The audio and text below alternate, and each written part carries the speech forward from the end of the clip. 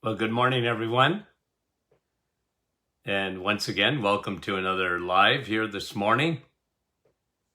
Canada is celebrating their Thanksgiving, so I'll just wait for a few moments here. See if anybody's up. Good morning, Wendy. How are you?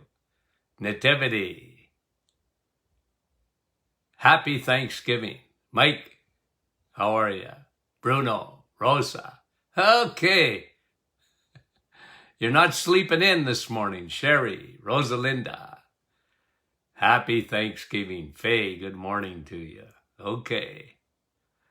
Rush, how are you? Ellie from Ellie, I I got your name backwards. Nick from our staff. Annette, good morning and happy Thanksgiving. Nellie, John, Owen Sound, Elise, good morning. Crystal, how are you? Frida and Charles, good morning to you. Hey, we got a pretty good crowd on. Here we go. Lisa, Donna, Anne, David, Rita. Good to have you on this morning. Barbara, Nova Scotia. Any Americans on this morning? I know there are, but Pauline, say hi to me just so that I know it's not your Thanksgiving. Gwen and Dell, we appreciate you guys coming on this morning. Chandra and Sonia. Okay, let's get going. Lynn, we're going to talk, and Olga, good morning. Okay, I was Springdale, Newfoundland. Catherine, Sarah. Sarasota, there we go. Kathy, good morning to you. I just wanted to say hello to some of our American friends, Micheline, Derek, and Amanda, and Jeanette. Okay. I was reading an article the other day, and I just thought I would pontificate a little wee bit about it. We were talking, the article was talking about what else? The virus, but just mentioning how effective aspirin is for, for the virus. Not that it kills the virus or anything like that, but I guess for the side effects, if you ever got COVID, that a therapeutic would be something like aspirin, I guess, because of clotting, which is one of the major side effects for people that get sick from the virus. So they were talking about the use of aspirin. Now, guys, of course, as a therapeutic, I'm not against that at all. I'm just, what I wanted to do is just give you a little bit of an overview of things that we think of that maybe we don't consider the side effects of. One of them being aspirin. But these over-the-counter medications that, are a big part of everybody's life, not everybody, but certainly people with chronic pain, they live on this stuff. Not necessarily even on meds that are, prescription medication. These are OTC, over-the-counter medications. And we limit in our minds, I think, the amount of side effects of these things. So let's just go over a little bit of pain. What causes pain? What is one of the underlying causes that we don't, at least the world, the mainstream media never looks at or rarely looks at? And, I just jotted down here some of the side effects. These are over the counter, including aspirin. Because, I did it's got to be I'm going to say 3 or 4 years ago at least. I did a teaching on aspirin and we got over 1 million hits on it. And it was based on the FDA now telling physicians, and the FDA actually told Bayer aspirin and other makers of aspirin not to encourage people to take these things on a daily basis. You know how it was, especially my generation and even my parents' generation were told, you know, and how many people were taking, and even today still, I'm sure, taking aspirin every day. Now listen, I'm not telling people what to take or what not to take. Okay?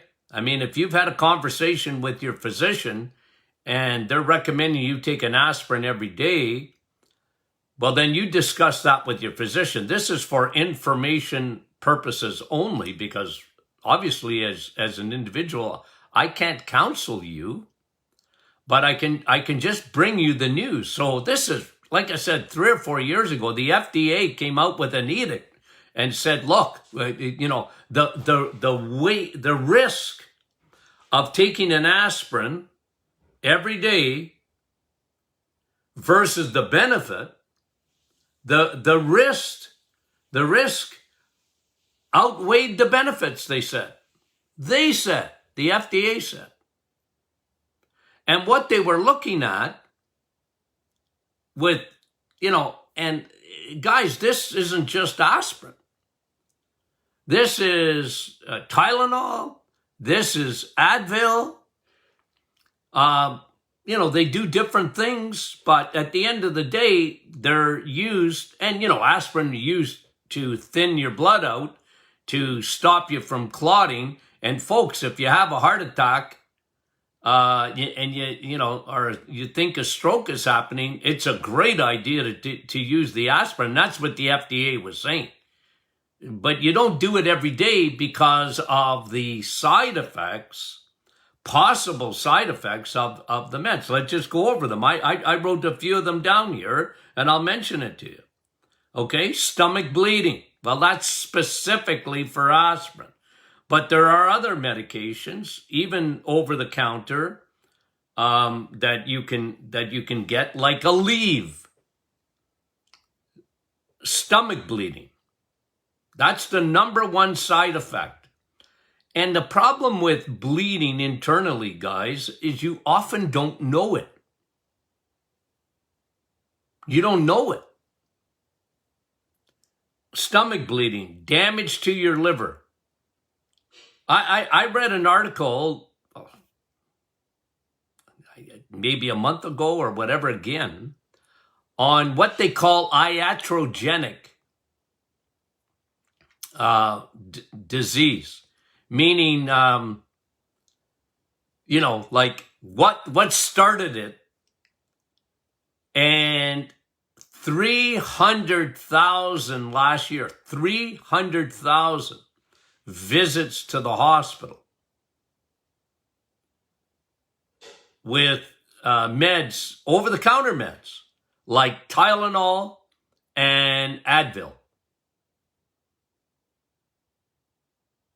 and aspirin. 300,000. Serious. I mean, you don't go to the hospital for nothing. Serious side effects. Damage to your liver. And you know, as I've mentioned to you many a times, the liver is such an important organ because it's a detox organ. It does 600 things, your liver. And meds, you see, I always say this, meds, it's like an antibiotic. It's supposed to be temporary. Temporary. You know, you got a real bad headache and you're taking an Advil or whatever. I get that. Motrin or whatever. I get it. But the idea of these things is you don't want to be on them for a long period. Damage to liver, damage to kidneys. Okay? Tylenol is more damage to liver. Advil is more damage to your kidneys, two of your major detox organs. It kills your friendly bacteria. Now, for most people, they wouldn't even think of that, but that's really important. Medications, almost all of them, strip away your good guys, like an antibiotic, especially non-steroidal anti-inflammatories. They're very damaging to the lining of your gut. You see, there's two things in your gut that are really, more than significant. I'm going to bring to you a study that a dear friend sent over yesterday on depression and depression and insulin. Then there's depression and your microbiome. We're going to go over some of these studies. Incredible. It just reinforces the importance of your gut. But what happens in the gut, there's two things, big things that you need to think of. Remember the war between your bacteria, good and bad. That's 24/7, that goes on. And as long as you have as many good guys as you have bad guys, it's called you win. The microbiome. And every day there's new studies on the microbiome. And the second thing is, in that gut lining, okay, so not only do you have the bacteria, but also you have what we call the epithelial cells. There are single cell submicroscopic border between your gut and your blood. But again, guess what makes up that little lining there that keeps garbage out of your blood? That's what we call leaky gut. What is that little lining made up of? Bacteria. When you take an over-the-counter medication for pain, you are stripping those bacteria, the good guys, on your side. It's like taking an antibiotic, guys. It's almost the same effect. Antibiotics will wipe away your good bacteria in 5 days. So people always ask me, should I take a probiotic when I'm taking an antibiotic? Isn't that going to kill all the probiotic I'm taking? No, it won't. And you better do it. And you better double up. Look, if you got to take an antibiotic, or even if you're taking pain meds, temporarily you're getting yourself through something. Well, then, folks, listen, you need to double up your probiotics for a short period of time. You need to replace that bacteria, the lining, and the general microbiome, because there's a war going on in there. And it doesn't happen in a day, in a sense that, oh, what happens if I kill my friendly bacteria? Well, you're not going to drop dead on the spot. But remember, yeast gets in, it invades because you have no friendly bacteria to keep that army down. And it's the invasion. And this is, look, mainstream medicine still has trouble with yeast. Unless, ladies, you have a yeast infection. Unless you have toe fungus, doctors, they just can't think that way. They're training. I feel sorry for them. They can't get it, that yeast can sneak into the bloodstream and spread throughout your body, causing major problems like Parkinson's, MS, autoimmune, skin conditions, psoriasis, eczema, acne, leaky gut, leaky lungs, phlegm, constant, sinuses, phlegm, postnasal drip. That's all yeast. Recurring, ladies, recurring bladder infections. Oh, Dr. Martin, I got to take another antibiotic. I know what you're saying, but underlying all of that is yeast. And there's some doctors out there, oncologists, that believe that yeast is at the basis of all cancers. It's a factor in all cancers. So, you don't even think of it, but I was big, I've told you this many a time, but big on history. Like, folks, tell me your history. Tell me your health history. I'm more than interested in it. Oh, I was on a lot of pain medications for years. I mean, you know how many women, because their estrogen was through the roof, bad periods, bad PMS, migraines coming out the wazoo, and they lived on pain medication. They couldn't survive without it. They never, nobody ever helped them with their underlying cause. Like, that was too much estrogen. You were estrogen dominant. And some of them as young teenagers. And here they are in my office, and they're 40, 50 years old, and they've lived with migraines all their life, and they had to live on, especially, once a month, twice a month, 5 times a month, or whatever. They lived on over-the-counter medications for migraines. And nobody ever told them about what the root cause was. And nobody ever told them that when they were taking these over-the-counter medication, they were destroying their friendly bacteria.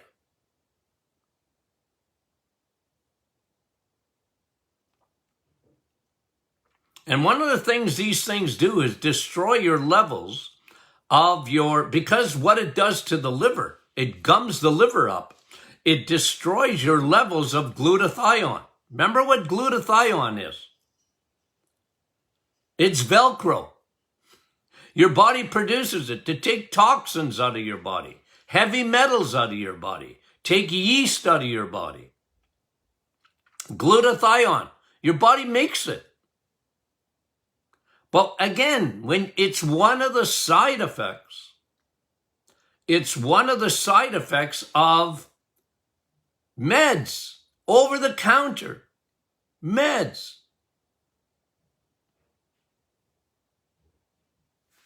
You don't need a prescription. You don't need a prescription. And the number one reason,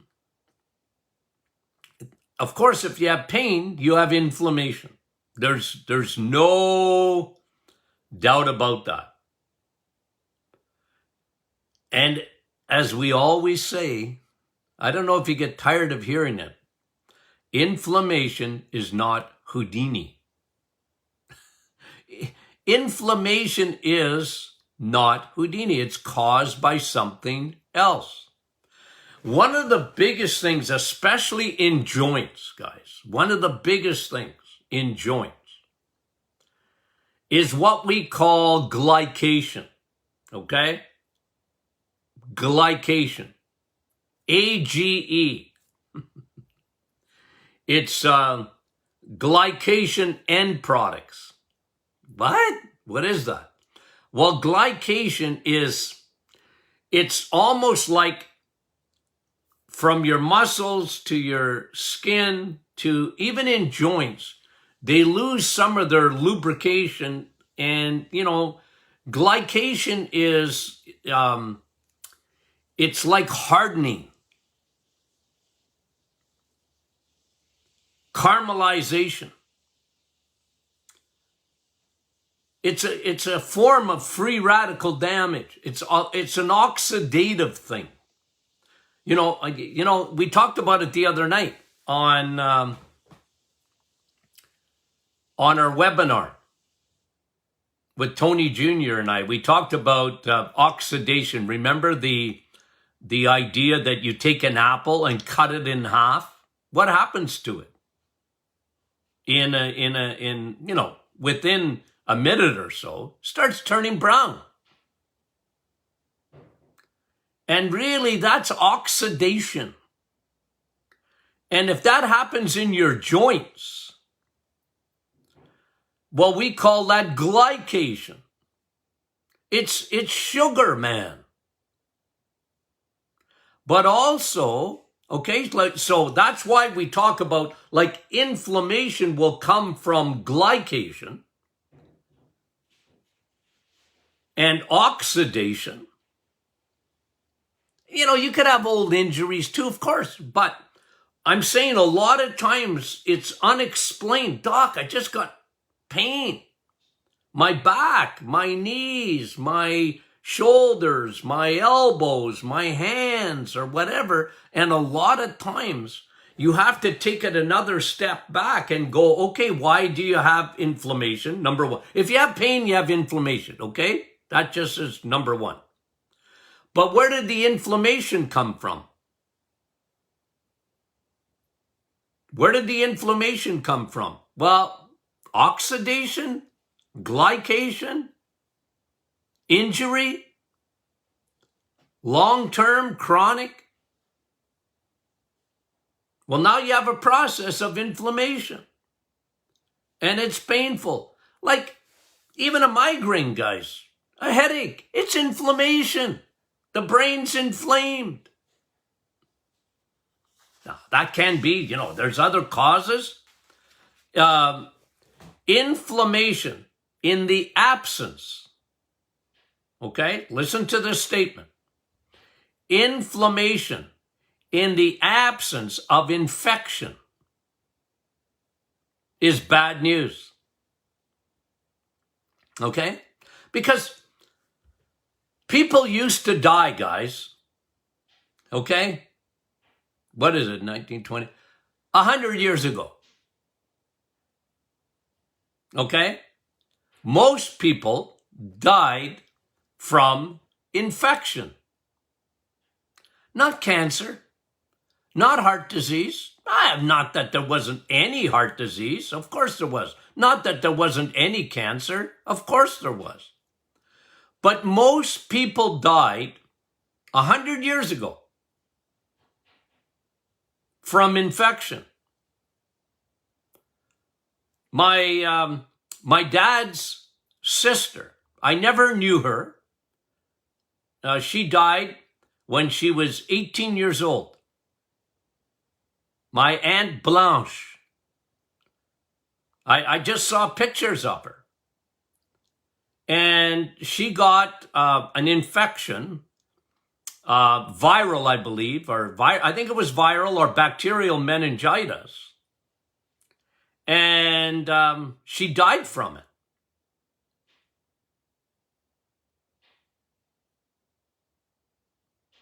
And she was 18 years old. That's what people died of before antibiotics. Right? It's interesting when you look at the history, and today, people die of inflammation, but not from infection, because inflammation is always there in the process of heart disease. It really is incredible. Inflammation left unchecked will destroy blood vessels, number one, but they will also destroy your joints. Ask a person with rheumatoid arthritis. Well, inflammation that doesn't go away will destroy joints. It can slowly destroy elasticity in muscles and that. That's glycation. But again, inflammation is part of the process, but it's not the cause. You have to go back. And one of the biggest things that, you and I talk about all the time, even in joints,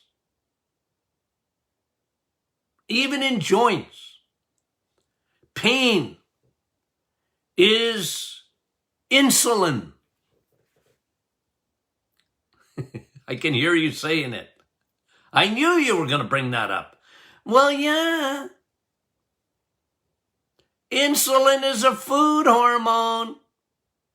There's nothing, guys, listen, there's nothing that will destroy your joints and give you pain. Apart from an injury, you get hit by a truck, you get in a car accident, okay, I'm not talking about that. But there's nothing that will destroy your joints and give you pain like sugar. Because it elevates your insulin. And insulin elevates inflammation. And you can get inflammation and go, how did I get that? Well, you better check your diet. And I get it if you want to take painkillers. And you can, I won't get into this for long, but we got a crisis in North America big time.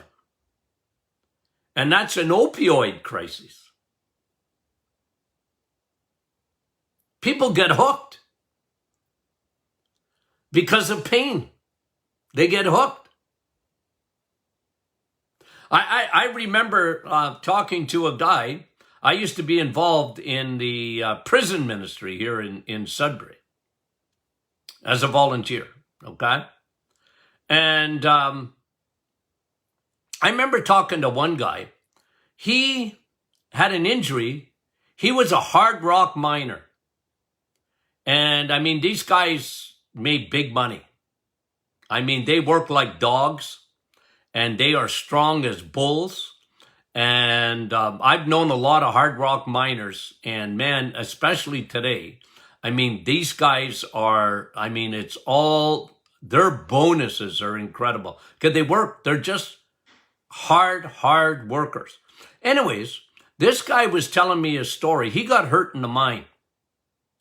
And, he got prescription meds and was given, opioids to kill his pain. And man, it ruined his life.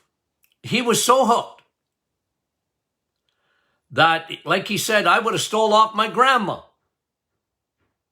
He ended up in jail. He lost everything, lost his home, lost his wife, lost the kids, lost everything, ended up in jail over opioids. He said, Doc, I would have robbed my grandma to get the next fix of that stuff. Wow,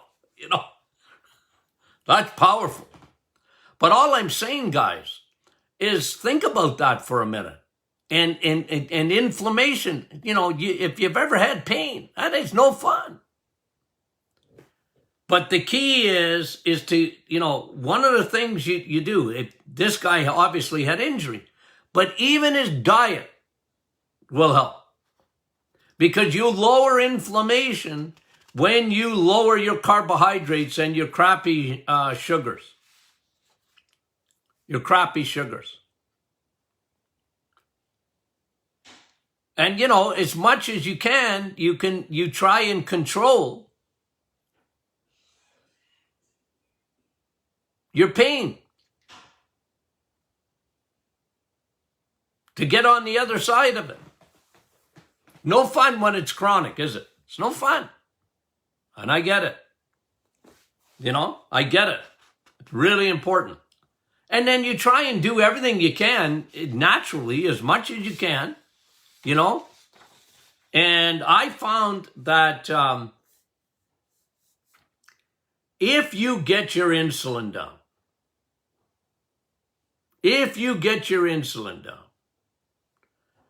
In the reset, that's one of the things, like if you read the thousands and thousands of testimonies, many in there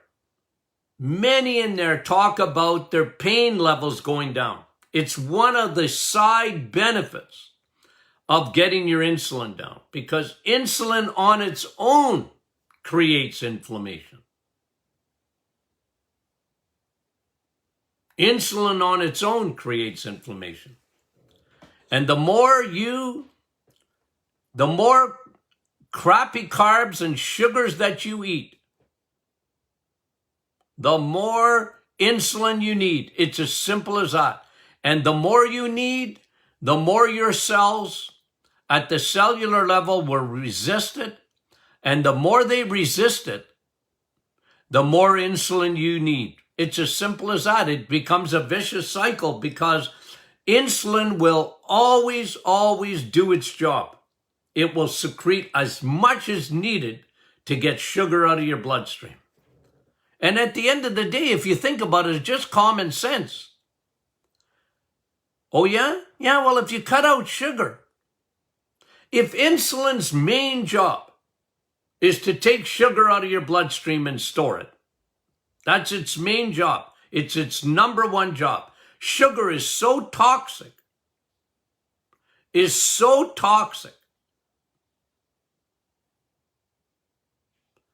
that insulin's got a job to do. It'll knock on your door if you insist on eating like that. You watch your family members eating all that sugar. You know what's happening? There's insulin's knocking at their cells and saying, open up, man, I got sugar to put into you, and I got to store it somewhere. I got to store it. I'm going to use it as energy, and when you're not using it, I'm going to store it. Because I can't let sugar stay there no matter what. I got a job to do. You're blocking traffic. Out. Move. Yeah, that's what sugar does. But you see, it's like a two-edged sword, because when insulin is up, you have inflammation. It's a side effect. The body responds to the amount of insulin, and one of its responses is inflammation. The other response is glycation, rusting out, oxidation. They're two sides of a coin. And so what happens? You're already creating inflammation because your insulin's going up. And the sugars are creating oxidation. Oxidation and glycation increase your increase your inflammation. So you get a double whammo. Inflammation from insulin and inflammation from oxidation. It's a double whammo. Now you're going to even have more joint pain. You're going to have more muscle pain.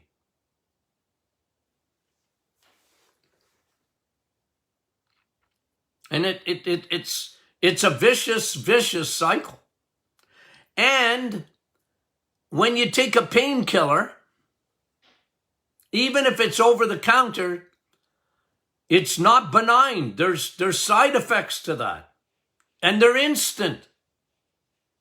You're destroying bacteria. You're good guys. You're causing leaky gut. And again, I never tell a person not to take medication. I don't do that. All I'm saying is it's best to be aware. Best to be aware of the side effects of that. Okay? So guys, we got a great week coming. Okay? Some interesting studies. A new study on probiotics I've seen. What's new? Did I tell you lately about vitamin D?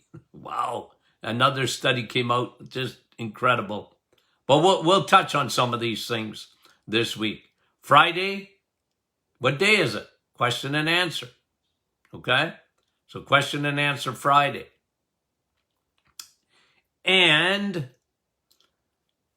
if you're not a member of our private Facebook group, please join up. We'd love to have you. Okay? Join that fantastic group. We appreciate it. If you can't watch the podcast, your friends can't or whatever, get them to tune in to the Doctor Is In podcast. And they can sign up for it on their smartphones and get a message when a new one is up. Okay? So all sorts of ways to listen to the Doctor Is In. Okay, guys, we love you. We'll talk to you soon.